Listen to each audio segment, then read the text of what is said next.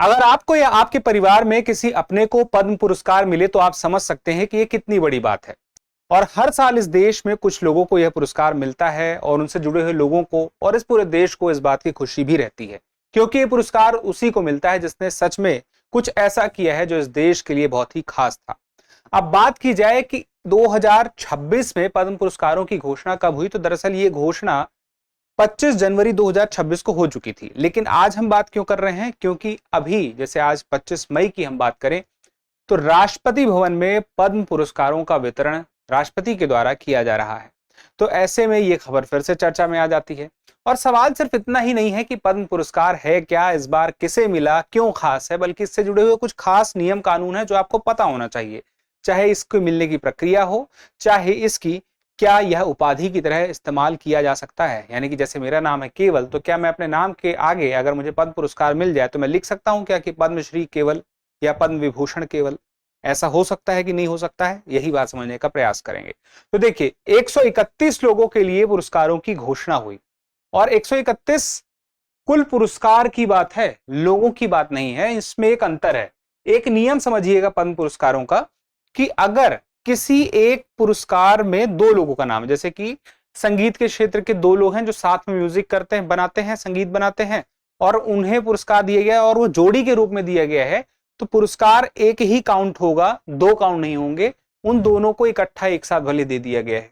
जिसमें से 19 अब देखिए तो कुल 131 पुरस्कारों में महिलाएं हैं। और आपको ये तो पता ही होगा कि जो पद्म पुरस्कार हैं 3 श्रेणियों में है। एक मोटा अंदाजा हम दें तो ये नागरिक पुरस्कार हैं और 1954 में इन पुरस्कारों की जब घोषणा हुई तो एक तो भारत रत्न पुरस्कार था एक तरफ, और एक दूसरी तरफ ये पद्म विभूषण पुरस्कार था। मैं देखिए पद्म विभूषण कह रहा हूं, पद्मश्री क्यों, पद्म पुरस्कार क्यों नहीं कह रहा हूं। देखिए पद्मश्री, पद्म भूषण और पद्म विभूषण 3 पुरस्कार होते हैं। लेकिन 54 में यह आया तो पद्म विभूषण से आया और इसमें इसकी 3 कैटेगरी थी, 1, 2 और 3। लेकिन फिर उसके बाद क्या हुआ कि 1954 के बाद 1955 में इन्हीं 3 कैटेगरी को एक नाम दे दिया, पद्मश्री, फिर उसके बाद पद्म भूषण, फिर उसके बाद पद्म विभूषण। यानी कि सबसे अगर क्रम में रखें ऊपर में तो पद्म विभूषण है, फिर बीच में पद्म भूषण है, फिर पद्मश्री है। अब यहाँ पे जैसे मान लीजिए किसी एक व्यक्ति को इनमें से कोई एक पुरस्कार मिल गया तो क्या दोबारा नहीं मिलेगा? जैसे आज हम बात करें इनमें से, जैसे हम बात करें क्रिकेटर रोहित शर्मा को अगर पद्मश्री मिल गया है तो 2026 में उन्हें पद्मश्री मिल गया, तो क्या उन्हें पद्म भूषण या पद्म विभूषण नहीं मिलेगा? ये भी तो एक सवाल है। चलिए इसका भी आंसर देखते हैं। अब मरणोपरांत देखिए 16 लोगों को मिला है, ये भी काउंट करना होगा। अब आप यहाँ पे नंबर देख रहे हैं ना 131, तो पद्म पुरस्कारों में एक ये भी डेटा है कि 120 लोगों से ज्यादा नहीं दिया जाना चाहिए। एक नियम है आमतौर पर, लेकिन 120 से ज्यादा क्यों दे दिया जाता है? वो इसलिए दे दिया जाता है 120 से ऊपर, जैसे मरणोपरांत को इसमें काउंट नहीं किया जाता। उसके अलावा जो विदेशी हैं या एनआरआई हैं उनको मिलता है तो वो भी काउंट नहीं किया जाता। इस बार 6 लोगों को मिला है। अब बात की जाए ये इस साल का जो पुरस्कार चर्चा में क्यों रहा, चर्चा में रहने के कुछ नाम रहते हैं हर साल, क्योंकि 131 में सारे नाम तो आपको याद नहीं होंगे, लेकिन मुख्य रूप से पद्म विभूषण वाले नाम सबसे महत्वपूर्ण हो जाते हैं क्योंकि वो ज्यादा सीमित लोगों को मिलते हैं। तो उसमें भी हम देखें तो धर्मेंद्र काफी चर्चा में रहे, उनको इस बार ये पुरस्कार मिला, मरणोपरांत मिला, ही मैन के रूप में जाने जाता है और 50 साल से भी ज्यादा का फिल्मी कैरियर रहा। अलका याग्निक को पद्म भूषण मिला, मेलोडी क्वीन इनको कहा जाता है, बॉलीवुड की कई गाने इन्होंने गाए हैं। फिर मम्मूटी पद्म भूषण मिला, मलयालम फिल्म जगत के दिग्गज हैं।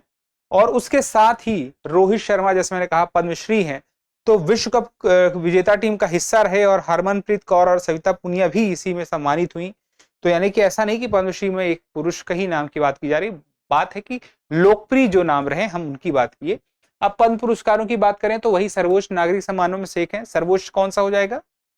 भारत रत्न, फिर पद्म विभूषण, पद्म भूषण, पद्मश्री। फिर 1954 में स्थापित हुए थे, 70 से ज्यादा वर्ष हो चुके हैं। राष्ट्रपति घोषणा करते हैं पूर्व संध्या यानी कि 25 जनवरी को। फिर अभी ये जैसे कि इस दौरान पे अभी हाल फिलहाल में वितरण शुरू हुआ। तो क्या नगद राशि मिलती है पद्म सम्मान में? नगद राशि नहीं मिलती है, पदक मिलता है और हम कह सकते हैं एक प्रमाण पत्र मिल जाएगा और उपाधि की तरह इस्तेमाल नहीं होगा। लेकिन जब मैं कह रहा हूं उपाधि की तरह इस्तेमाल नहीं होगा तो आप बोलेंगे कि लेफ्टिनेंट कर्नल, मार्शल, कमांड, ये सब क्यों आ रहा है, कैप्टन क्यों नाम इस्तेमाल हो रहा है? क्योंकि छूट है। सैन्य अधिकारियों को छूट है, डॉक्टर को छूट है, इंजीनियर को छूट है, यानी कि शैक्षणिक उपलब्धियां जो हैं उसके लिए जो मिलता है, एडवोकेट हो गया, इन सबको छूट मिलेगी या सेना के क्षेत्र में। अब उसके बाद मैंने कहा अधिकतम सीमा 120 है, लेकिन 120 से ज्यादा क्यों हो जाता है वो रीजन आपको मिल चुका है। ठीक है, अब कुछ साल नहीं दिए गए जो पुरस्कार, ये भी महत्वपूर्ण हो जाते हैं, जैसे 78 और 79 में नहीं दिया गया और 93 से लेकर 97 तक नहीं दिया गया। तो इस बार यूपीएससी में जैसे सवाल आए हैं, चूंकि देखिए पुरस्कार से भी सवाल पूछ ही रहा है, उसके बाद तथ्यों की भी हमें जानकारी रखनी होगी कि तथ्यों से भी सवाल वो पूछ लेता है।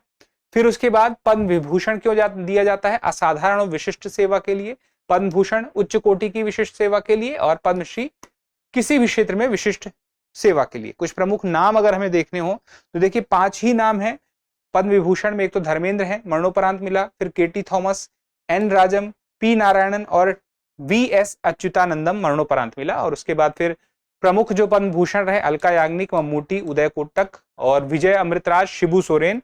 और पद्मश्री में रोहित शर्मा, हरमनप्रीत कौर, सविता पूनिया, प्रोसेनजीत चटर्जी और सतीश शाह। और उसके अलावा देखें तो किस क्षेत्र में सबसे ज्यादा मिला, तो कला के क्षेत्र में सबसे ज्यादा पुरस्कार मिले। और उसके बाद पद्म विभूषण के वो जो नाम है और किस क्षेत्र से हैं तो देख लीजिएगा, जैसे केटी थॉमस सार्वजनिक मामले और के हैं और केरल के हैं, जस्टिस हैं रहे हैं, और एन राजम कला के क्षेत्र में है, पी नारायणन साहित्य और शिक्षा क्षेत्र में, और वी.एस. अच्युतानंद जो है सार्वजनिक मामलों से संबंधित है और केरल से। तो देखिए केरल से 2 नाम आए हैं, पी नारायणन और उसके अलावा वी.एस. अच्युतानंदन, और उसके अलावा मरणोपरांत, इनमें से 2 नाम है, वो याद रखिएगा। ठीक है, और उसके बाद अगला आता है पद्मश्री। तो ये जो नाम है जिसमें खेल के नाम है रोहित शर्मा, हरमनप्रीत, सविता, बलदेव, प्रवीण, और विज्ञान के क्षेत्र में चंद्रमौली, गोपाल जी, कृष्णमूर्ति, शुभा वेंकटेश, विजयनाथन, कामाकोटी, और उनके क्षेत्र भी हैं, तो आप देख सकते हैं, चाहे तो उनका स्क्रीनशॉट भी ले सकते हैं। फिर आते हैं हम चयन की प्रक्रिया में। तो देखिए अभी 2027 में जिसको चाहिए तो वो अपने लिए भी नामांकन खुद भी कर सकता है और दूसरे के लिए भी कर सकता है। तो अभी जैसे 15 मार्च से 31 जुलाई तक नॉमिनेशन ओपन है, कोई भी नागरिक नामांकन कर सकता है।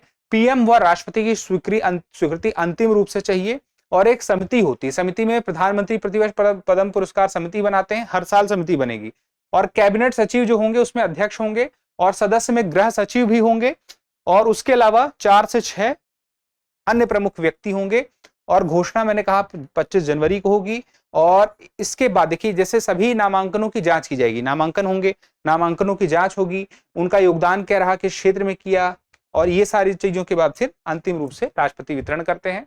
तो पात्रता के लिए बात क्या है, कोई भी भारतीय नागरिक हो, डॉक्टर हो, वैज्ञानिक हो, एनआरआई हो, सीआई हो, विदेशी नागरिक हो, स्वयं नामांकित व्यक्ति भी हो, मरणोपरांत दुर्लभ मामलों में सेम ईयर के लिए इस्तेमाल होता है। लेकिन सरकारी कर्मचारी ना हो, डॉक्टर, वैज्ञानिक को छोड़कर।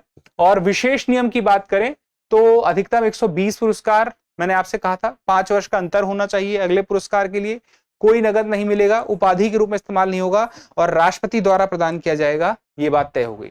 तो किन क्षेत्रों में मिलता है, ये सारे क्षेत्र भी महत्वपूर्ण हो जाते हैं, ये नाम आपको ध्यान रहे। और अंतिम बात यह है कि सारे पद्म पुरस्कार विजेताओं को बहुत बहुत बधाई, और इनके काम को, इनकी मेहनत को बहुत बहुत सलाम। अब मेरा एक सवाल है आप लोगों से कि पद्म पुरस्कार किन किन वर्षों में अब तक नहीं दिया गया है, जब से इसकी शुरुआत हुई है, कमेंट करके मुझे बताइएगा। और मिलते हैं अगले सेशन में। एक महत्वपूर्ण जानकारी यहीं से कि अभी एक खास सरप्राइज सेल आप लोगों के लिए आई है। दृष्टि आईएएस के दृष्टि लर्निंग ऐप में जितने भी कोर्सेज हैं लाइव ऑनलाइन यूपीएससी या पीसीएस के, सब में 50% तक की छूट है। अगर आप इस छूट का लाभ उठाना चाहते हैं तो दृष्टि लर्निंग ऐप में जाएं, वहां पे कोर्स में बाय नाउ के ऑप्शन में जाएं, और कोर्स में आपको 50% तक की छूट मिल जाएगी। या फिर आप इस नंबर पे हमें कॉल कर लें 8750187501।